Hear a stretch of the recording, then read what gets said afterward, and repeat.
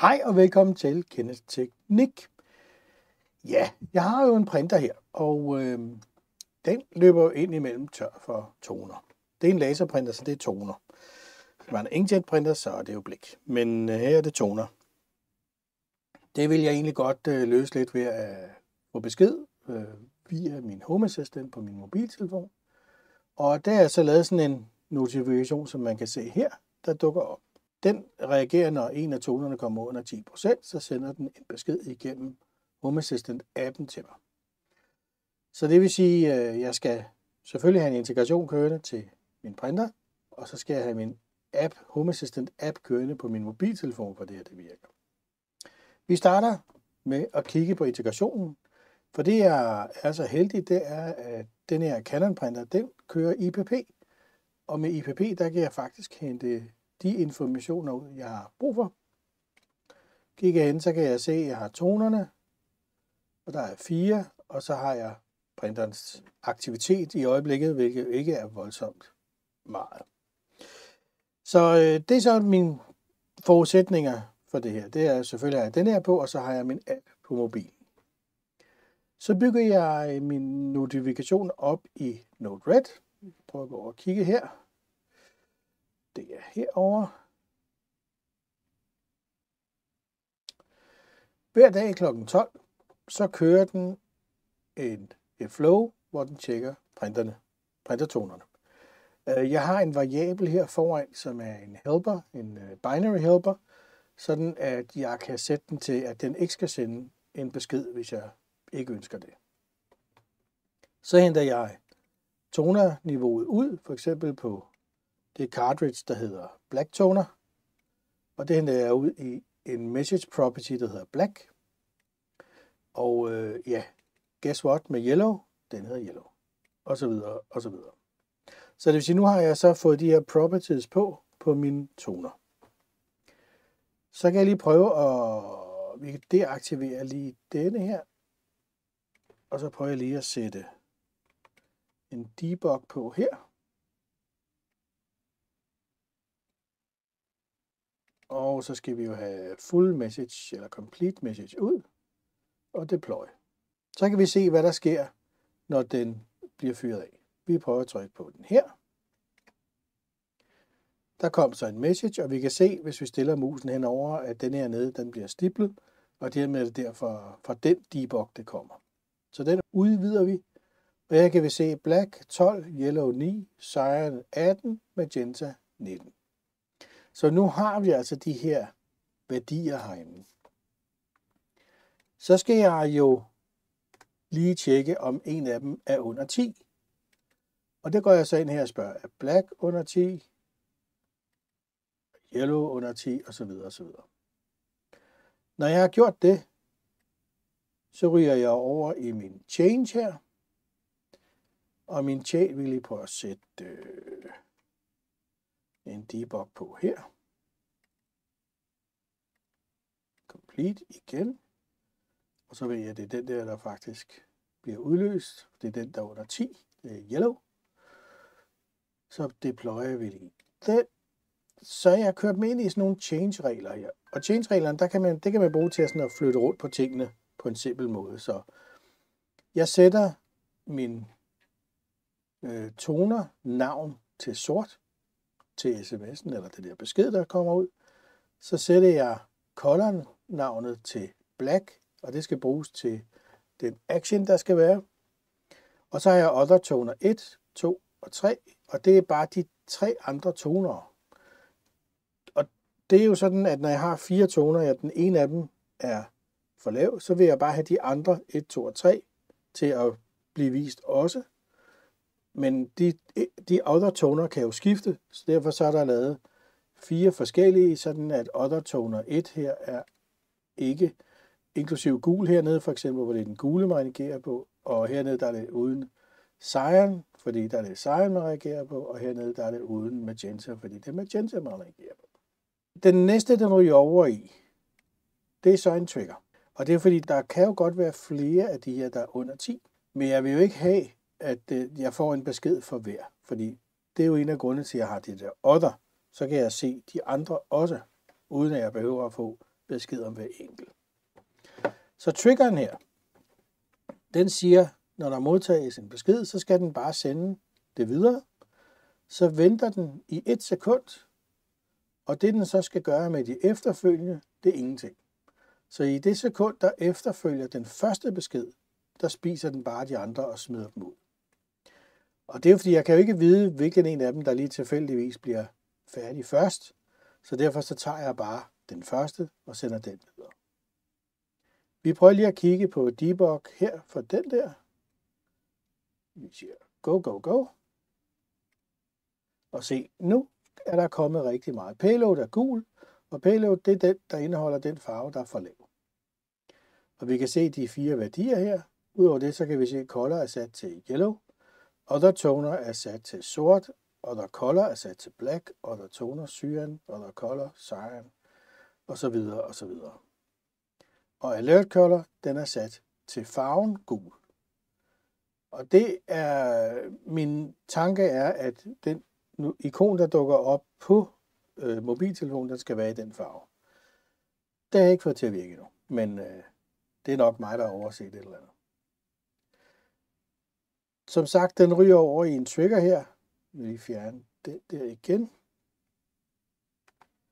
Og aktivere denne her. Så kommer der en function node, og det er simpelthen fordi, nu har jeg jo de her ting stående med de other color og i color.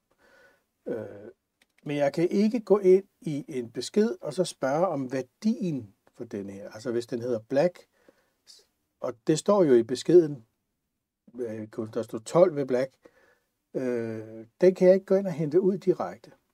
Så det kan jeg gøre her.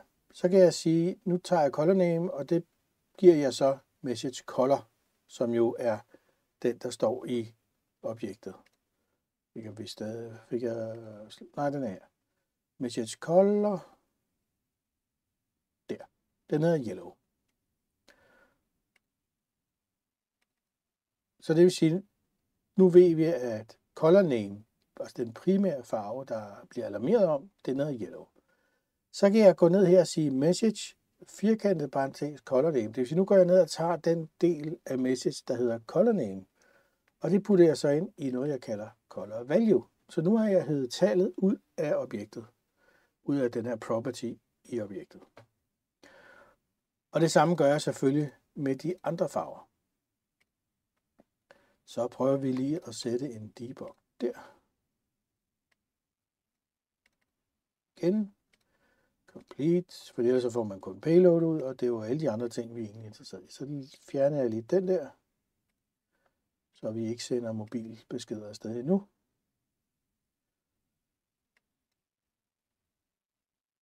Sådan der. Så prøver jeg at trykke på den her.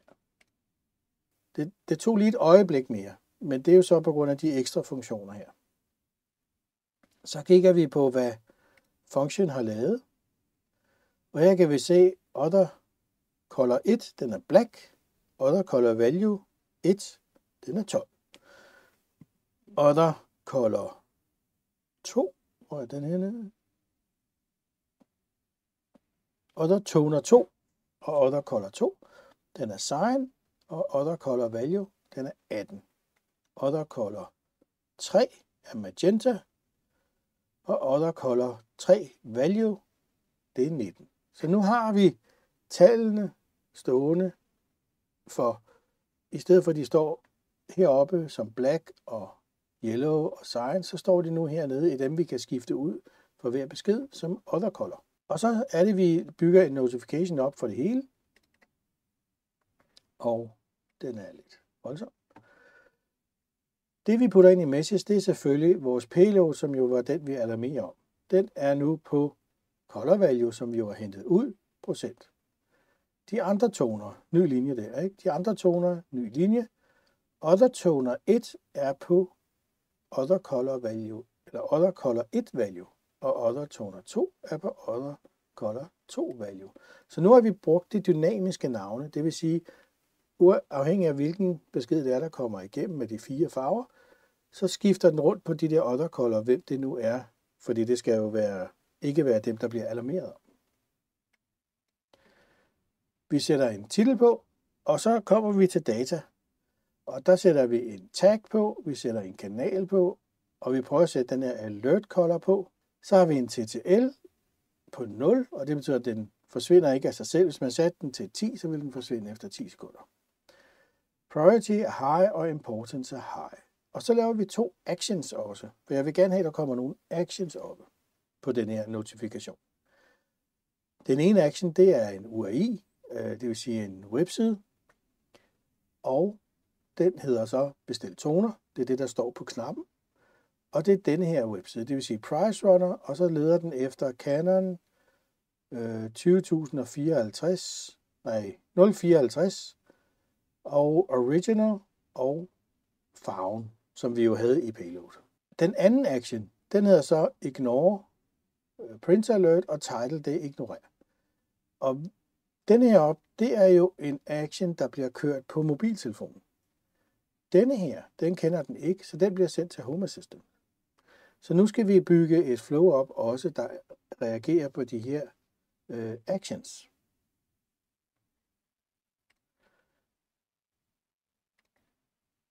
Endelig så bliver den sendt. Vi aktiverer den der igen. Og så fjerner vi den der. Og endelig så bliver den her besked, vi har bygget op, den bliver sendt over på det her link. Og det er fordi, mine links, den bruger jeg sådan, at hvis jeg kun skal sende til den ene mobiltelefon, så har jeg et link hver til det. Og hvis jeg skal sende til begge to, så har jeg et link, der går til begge to. Og jeg har flyttet alle mine mobilnotifikationer herover, fordi hvis du reinstiller appen, og du giver den et andet navn til din mobiltelefon i appen, så laver den en ny entitet. Så nu har jeg altså kun et sted, jeg skal rette det i, hvis den bliver reinstilleret, og der bliver indgivet et andet navn. Så den ryger simpelthen ind her, og der tager jeg så min payload med 4 tuborgklammer rundt om, og sender ind som data i min notifikation. Den siger Notify, og så Mobile App Kenneth. Og det er fordi min telefon bare hedder Kenneth.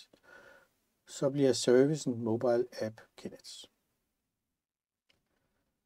Så det er den måde, den sender det ud på. Så heroppe, der holder vi så øje med Mobile Actions. Og det er Mobile App Notification Action. Det vil sige en action inde i en notification. Den bliver sendt over i en switch. Og herover der spørger vi så, hvad er det for en action, der bliver bedt om i de her notification. Er det den, hvis brandalarmen skal slukkes? Er det den, hvis tyverialarmen skal slukkes? Er det den, hvis Ignore Printer Alert er trykket på? Og så er der noget Reset Bathroom Leak og Reset Kitchen Leak. Og det er sådan nogle oversvømmelsessensorer. Og dem vil gå ud og sende en besked med det samme om, at der er oversvømmelse. Og så kan man selvfølgelig tørre op, og så skal man lige nulstille den inde i appen. Men det er denne her op, Ignore Printer Alert, som er relevant til os her. Den kommer ud her, og det eneste den gør, det er, at den tænder denne her Ignore Printeralarm. Og domænet er faktisk ikke sådan en, det er faktisk en input boolean. Så vi siger lige turn on selvfølgelig. Ignorer printeralarm. Done. Om man kører en Home Assistant domæne eller et input boolean, det er faktisk, det er ikke en stor forskel i, men korrekt så er det altså en input boolean, man tænder, fordi det er sådan en, jeg har defineret op. Sådan der. Så det vil sige, hvis jeg trykker på ignorer, så vil den tænde denne her variabel, der hedder ignorer. Og det var jo netop den, vi startede vores flow med tidligere. Gå over på alerting. Det var jo denne her over, vi tjekker. Input boolean, printer tone alert, ignore. Det er lige præcis den, vi tænder og slukker. Så det vil sige, hvis jeg trykker på knappen her, så vil vi se en besked over på min mobiltelefon. Så jeg prøver at trykke på klokken 12 her for at aktivere den. Bum, så dukker der en besked op herover. Gul toner er på 9%. Printeralarm. Lige udvide den. Og så kan vi se her, at gul toner er på 9%. De andre toner, sort 12%, cyan 18% og magenta 19%. Så har vi med den her bestil toner, og vi har ignorer knappen. Hvis jeg nu trykker på bestil toner, jamen så kalder den Price Runner op, og med den her søgefelt, hvor der står Canon 054 original i yellow. Og så får jeg 2 resultater, en almindelig og en high capacity. Så den knap virkede. Hvis du prøver at se, jeg havde også den anden, der hedder ignorer. Så lad os prøve at se her, hvis jeg lige får variablen frem. Så kan vi se her under states. Ignore. Den der. Og den er off i øjeblikket. Så nu trykker jeg på ignorer. Og så kan vi se hernede, den skiftede til on. Notifikationen bliver selvfølgelig fjernet, fordi nu er den sat til at ignorere det. Og hvornår får man brug for det? Jamen det er, hvis jeg har trykket på at bestille den nye toner, så gider jeg jo ikke at få besked hver dag om, at den er lav, fordi der kan jo godt gå nogle dage. Og jeg har heller ikke tænkt mig at skifte den, før den faktisk stopper med at printe, fordi den løber tør.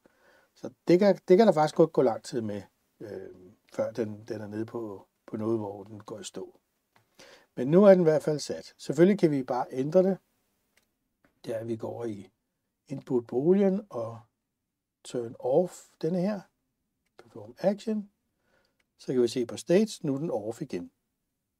Så nu kan vi faktisk få en ny besked. Det næste jeg gerne vil have, det er, at når jeg får en ny toner og får den sat i, så vil jeg jo gerne have, at den, hvis den er sat til ignorere, at det så bliver fjernet, fordi så skal den jo muligvis notificere om den næste, der løber tør. Så det gør vi også over i Node-RED. Så kigger vi under appliances, tror jeg det er.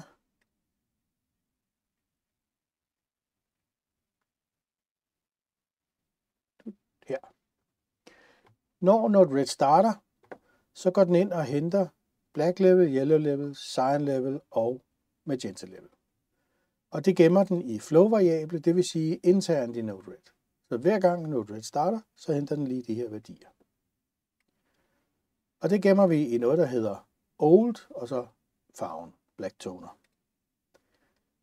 Hver gang der sker en ændring i niveauet på toneren, det er denne her op, at vi kan se, at der sker en eller anden ændring i tonerniveauet, så ryger den herover, så spørger den så, jamen er den her værdi, vi har fået, altså payload, er den større end den gamle niveau på tonerniveauet for sort?